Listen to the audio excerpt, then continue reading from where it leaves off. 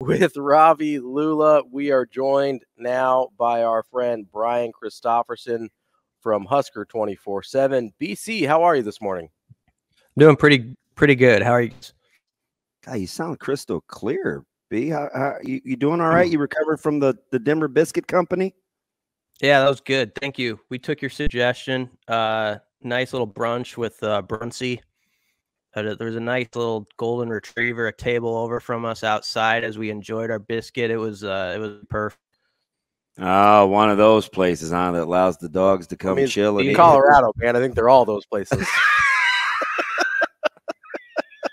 Wow. Lady gave me a little stink eye when I reached to pet the dog. I feel like if you bring your dog out, it's like, you know, that's a sign of pet dog, but maybe not. I guess. Don't you love those folks that want it both ways, right? They you know, they got these pretty dogs and they're all in public, and the minute you want to go give their dogs attention, it's like, that's my dog. Like, leave my dog alone. It's like, well, it was just so inviting. It's just so inviting. That. So I washed my hands and I went back to my biscuit. Hey, it's a good call too. Good call on the breakfast choice. Hey, since the breakfast was probably the best part of the trip outside of maybe spending time with one Michael Bruntz, at what point during that game, BC, did you think Nebraska may be in trouble? After the 3rd and 10 conversion when it was 13-7. I mean, obviously they were like way into the game. That's okay. Well, I guess to your question, yeah, I thought they were in trouble after the Sims pick and the touchdown that made it 10-0 because it was like you felt like a gift card for 10 points had just been handed out to the other side without them having to earn it, and it changed the whole perspective of their sideline.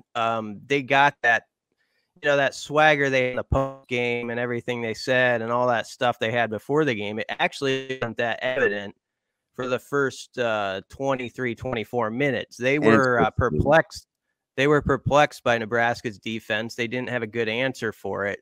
And the old Denny Green, we let him off the hook, will come into my mind, because I'm not saying Nebraska should have won the game, but it should have been a one-score game one way or another. And they allowed Colorado to distance himself and start to play with confidence and play faster in the second half. So, yeah, they were in trouble at that point as far as like, this isn't going now as planned. I still thought they had a good shot in that 3rd and 10 happened, and you sort of felt it just tip from there. That's interesting, because I said the young Ravi Lula on Monday. There's this part of me that wonders what would have happened if Nebraska would have scored first, which kind of lends itself to the thought process. You didn't see all that bravado and team and that buff swag until what? Halfway through the second quarter? After the 30-yard after the 30-yard touchdown, which was like 4 or 5 minutes left. I don't remember exactly, but yeah, that was it. Interesting. Yeah. What coulda, shoulda. BC, I'm curious, you know, we've been talking a lot about the defense and Tony White, and you look at the numbers and they're not going to jump off the page for you as a dominant defensive performance, giving up, 450 yards of total offense, almost 400 to Shedeur Sanders through the air. But until that play that you're talking about in the third quarter, which I believe is the pass to Hunter over Gifford, is that right? No, they actually came back from that. They got the 4th down stop, then the Sims touchdown, and then it was a 3rd and 10 on their own 37. I can't remember the receiver. It might have been Weaver. Rain Man. He beat Tommy Hill. Oh, okay. The one where he beat Tommy Hill. Okay. BC, how many times you watched the game, buddy? I just watched it one other time back. It's pretty impressive. But impressive. Going back to the defense and Tony White, up through that point, which was, I believe, about 5-6 minutes left in the third quarter, the defense had looked really good. How do you kind of, in your mind, figure out, okay, how much of this was Colorado adjusting to what Nebraska did? How much of it was Nebraska's defense running out of gas? I think both can be true. You got to give credit to them too. I mean, that was a shrewd hire by Deion Sanders with Sean Lewis. Like it was sort of raved about when it happened, and I think we're seeing it right now. I don't want to take away from Deion Sanders and what he's got going either, but he hired smart coordinators. He has a veteran D coordinator, and he has an OC that knows exactly what he wants to do, who he is, and he fits that setting that they play in, the type of team they have. And so their tempo at some point going to get you if you're playing the game on their terms. In the first half, it was not at all. If you look at the time of possession, I think it was 18 minutes for Nebraska in the first half. Look at it at the end of the game. It was Colorado, I think, at a slight edge in the total, like 30, just over 30. So that means they had about 18 minutes second half. And I do think they started to find some things they could do well. They found that little screen where they took advantage of Nebraska on a few plays. But I also thought, and Rhule said this on his TV show the other night, and this probably happens sometimes, there was that disappointment that set in, I think, on the defensive side. They had played their hearts out. It's like, it's not happening. You sort of realize that when it's like 29-7 or whatever. And then you there's just maybe that little extra something you had early on that isn't there. So there were a lot of encouraging things. I think if you look through the first two games, the defensive side, most people in the state are feeling like that can be something. I really like this coordinator. I like how put together they are. Even the stuff that hasn't gone perfectly, there seems to be an explanation for it. And so there's a lot of optimism with that side. Unfortunately, you go the other side and there's just as many questions. So we played a cut from Ben Scott earlier, and he said, I always cringe when I hear this, but I know, players, social media is crazy and they can pick up the paper and whatever else. But he said, people can say what they want or whatever, but lots of things go on. It's a team game, and he was kind of defending his quarterback.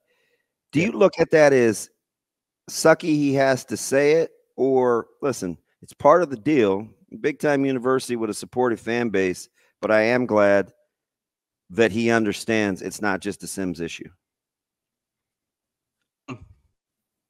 Honestly, I think it's part of the deal.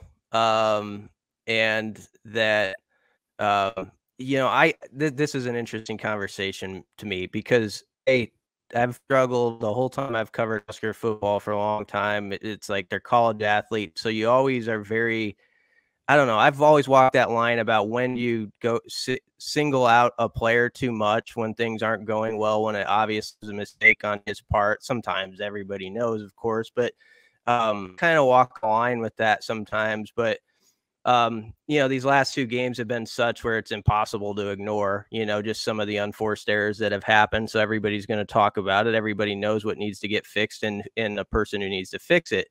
That said, I think any player should definitely stress the versus he part of this conversation. And that comes from the top down. That's what they're doing. And, there are some pieces of it I don't know completely that I don't know if they really fully got answered with the timing and that stuff. I mean, that is a full offensive operation there where some of the mistakes happen, where the snap comes out and hits a tight end in motion on one of the plays. And one of the snaps that Sims fumbled, I think the second one, from my eye in the press box, it was close to hitting Kemp too on that one. And I don't know if that distracted him. So I'm not taking a guy off the hook, but there was something else going on there where it is a team deal where the timing is off and it can mess with the quarterback. And bottom line is we'll see if Sims even plays this week with the injury. And if the other guys are asked to play, if it's a Harburg situation coming up for a bit, we're going to see what he has maybe, and we'll see. People always want to turn to the backup quarterback, but I think, if you go back to like last spring game, so even that, I don't make too much of the spring game sometimes, but think about that performance. Saw one quarterback who definitely had things under control a little bit, where he felt like they they could do some stuff, and everyone else that felt pretty shaky. That was only 4 or 5 months ago. So that's still in my head. So I understand that there's probably a gap when they run their plays in practice on 90% of the operation where one guy looks better as his potential to make a better play out of it most of the time. The problem, and where you're in a real pickle, is if that guy also on those other 5 to 10%, if the plays are not just, if they're just calamities, where they're just the kind of plays that completely in the game. And then you're in a real situation where you got to think like, okay, is it worth the squeeze and all that? And so I don't know we're to that point yet. I don't think the coaching staff is, but it's got to turn around pretty quickly when Sims does return. BC, we were kind of talking earlier about quarterbacks and guys that we think are we dub as winners versus guys that we don't. And I'm just wondering how much of the way we look at Sims as a fan base and the way that people react to his mistakes has to do with the fact that we probably weren't giving him the benefit of the doubt in the first place because of his track record before he got here. Mm. Yeah, I think there's some of that. There was already a built-in, talking point about turnovers with him. And then you double down on that when the stakes happen. But I think there were people who had an open mind too, and they're full of how it will look. And, I'm one of those guys who maybe this can get turned around. Maybe he finds his game and some of these are errors that could easily be corrected. There's a couple really bad decisions in the throw game that you worry about going forward if that's just going to keep popping up. But there's another 2 turnovers, which you're just like, I mean, this is sort of, 101 football where they just can't appear anymore. And you're kind of hopeful that won't happen. If he gets that fixed and he can run the ball like he has, there's still time to change the narrative about things. But I understand why fans are feeling the way they are, because it's one thing when you just get beat. It's another thing when you feel like your team just beat itself. And that's what it's been like the first week and a half. I don't know that people think Nebraska, if they would have won at Colorado or not, but it's a savvy enough fan base to know that it had been a game with 5 minutes left, the way it was playing out early, and they know they should have won the Minnesota game. And so when you have that situation, you're 0-2, there's going to be angst. And yeah, there's this whole other layer to it where the fans are connected 6 years of misery, and you have a new staff that's saying, wait a second, we've only been here for 2 games, a different story, give us a chance here. So there's that whole part too. So it is an interesting dynamic right now. So BC, how long do you think, because I know the staff have worked really hard on it in the offseason. How long before you think Coach Rhule will stop reminding us not to put the past on the current regime? Does it have to look different at some point, or do you think he'll move on from it? Yeah, I thought it was interesting how he reiterated it again. He said, listen, I'm 0-2. Like that stuff's it's not for me. The week before it was, we're on the beginning of something. We're on the beginning of something. You know what I mean? He's speaking it into existence. And talking to his team a bit, right? I mean, it's also trying to get your team to say, like, you don't have to be, attached to what happened 2 years ago or 3 years ago. That doesn't have to be the story anymore. That is going to be the narrative that comes up in every game that Nebraska loses, it seems like, especially if it's a close one. But I think there's a lot of that, the message to his players, because he knows that's a big mental hurdle that he's got to get them over. Is, it's that part we've talked about for years, Damon, of going from hoping you can win to believing with 5 minutes left you're going to win and expecting it. And for whatever reason, that has become a real, just something around this team that it's like unbelievably hard to get over. And I think Rhule's a sharp guy and understands that. And some of what he says is it's part of that psychology of like, it's a new era. We're doing the right stuff. Let's fix a couple things. Do it this way. Look at the track record. You're going to see the results. And This week, it sounds like players are buying into that, and they just need to go out and know this is not a gimme against Northern Illinois, especially with the quarterback situation hazy. And they got to flip the turnover stat pronto, and let's see what this team looks like. If they're +2, then it's probably okay. BC, if Nebraska had been neutral in turnover margin, but the games had played out the exact same way, how much differently do you think we feel about the first 2 games? Oh, incredibly. I mean, they're either 1-1 or 2-0, but that's a big part of it. I mean, you can't just wipe it away. But I understand what you're saying. Like, if you look at, sometimes I think about it this way: if you went through each play and you wrote plus or minus next to Nebraska, I think it would look pretty good. It would be an interesting study if you. Like, I think there'd be more pluses than minuses, and so you would say, like, they're winning more plays than they're losing, but the plays that they're losing are really bad play. I mean, they're the type of plays that do you in this game. So yeah, there's no question. If the team were even in turnover margin right now or even close, they would have won the Minnesota game, and they probably would have won it by a couple scores, and they would have been down to the wire with Colorado. That's how I see it. BC, how do you explain? Well, do you think something's wrong with Buschini? I expected him to kind of be a weapon, especially at that altitude. I think we were a -3 yards in net punting overall, which was a little bit of a surprise. And I felt like he had a chance to kind of bail Nebraska out after the whole should Sims have gone out of bounds discussion. I mean, that was compounded by the punt, right? It's a complimentary game. So, like, did that surprise you a little bit? Very much so. And I wonder about your question, because in the first game, he got hit in that game at one point, and then he ran into a couple times in this game. So I wonder if there's something there. That said, I watched him in warm-ups, and he was hitting some boomers. I mean, he was hitting them 50, 55 yards at times. So he was capable of it. So I don't know if he just had an off day or if there's a little bit of an injury when he plants a certain way or something like that. It wasn't said specifically if that's Protection the case. Wasn't great either. No. Colorado was getting kind of close on a couple of them. And in fact, I think probably should have been called for a roughing on the one where they said Nebraska blocked him in. I was surprised that wasn't.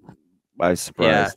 Yeah. But yeah, that you ask is important, because that's the thing. Like, it brings all the attention. Like, yeah, Jeff Sims shouldn't have run out of bounds on that play. And that's the thing that fairly enough gets asked about in the post game, but it's one of those things you don't think about if your punter does what people expected in the preseason and hits 155 yards in the altitude or whatever and backs them up inside the 20, and you go to the locker room. So that's the part where I think inside the walls, they just got to make sure to point it all out. Like, everybody's got to know, you could have done this better, you could have done that better, and it's an understanding. Like, everybody, pick their piece of the rope, because there is work to do, and it's not just on one guy.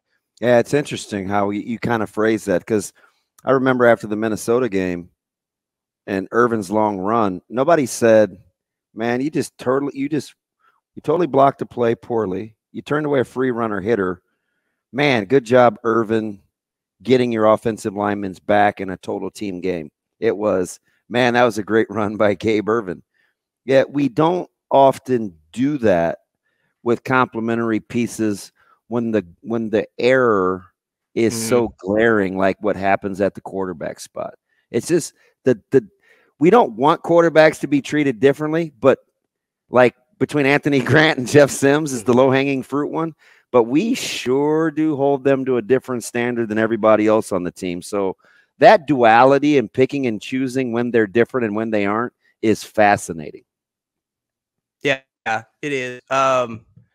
I mean, that's always, I guess, how it's been everywhere. The QB is the one who gets a documentary about him, and people love that stuff, and for fair reason. They touch the ball so much, and it is, I think, the hardest position in sports. And so whenever I have a critique about a QB, I always keep that in mind too.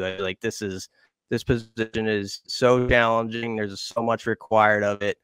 And, I admire the guys who take it on head on. And there's going to be weeks like Jeff Sims has had where it's really rough and, he gets back at it. And it sounds like he's really determined to turn it around when he gets back out there. And, maybe he will. So I never slam the door shut on a story and say like, this is who this guy is, or that's what it is. I mean, guys change it all the time. We're seeing examples of it on this roster of players I didn't even know if they'd be on this team this year who suddenly matter. Like, Guy Bear would have been one of those guys if you're like, you whisper this stuff where you're not talking about it out loud, but now you can. Like, who would have you put on like maybe a portal list, like who will leave? You would have said, oh, maybe him. And now he's playing 40-some snaps, looking pretty good and really taking the most of it. So just using that as an example, Bryce Benhart, I think, is turning his story a little bit. I think he played some okay football. And so let's see what happens now with the QB that is.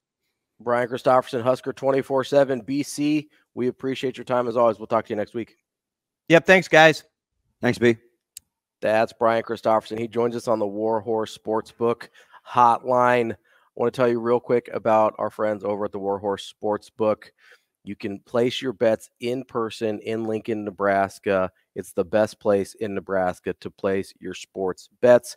Have to be in person at the sportsbook in order to do it. Plenty of kiosks and tellers to take your wagers, or you can get the Warhorse Casino app, view live odds, build your bets anywhere, then go to the casino, scan the QR code, and place your bets in person. Warhorse Sportsbook, no bets, no glory. It's interesting stuff there about Sims, because I've been pretty vocally critical about him, and I don't think that's out of line. He hasn't played well, and the turnovers are obviously, at some point they're a total deal breaker, right? No matter what else he's doing right, and it could be just about everything. If you're turning the ball over 3 to 4 times a game, at some point that becomes a total deal breaker, right? Mm-hmm. At the quarterback position, at running back, anywhere. Yeah. If you can't take care of the football, at some point that has to be a deal breaker. And I'm willing to entertain that the level at which it is a deal breaker is different for Anthony Grant than it is for Jeff Sims, right? But that's what is going to be really interesting to see is where is that line? Because it exists and we just don't know where it is yet. Yeah, so I guess if you want to go glass half full, he threw one bad ball. Yeah, the throwing was much better against Colorado. Throwing was much better, right, for a guy that can't see the field. Didn't see it well against Minnesota. I want to make that distinction. Allegedly. I'm not just right, no. In general. Now let's see if we can't clean up the ball handling. Which we may not get a chance to see that because of the injury against Northern Illinois. Maybe that's a blessing in disguise. We can get into that later, but we've got Andy Kendi coming up next here on Betting and Lula.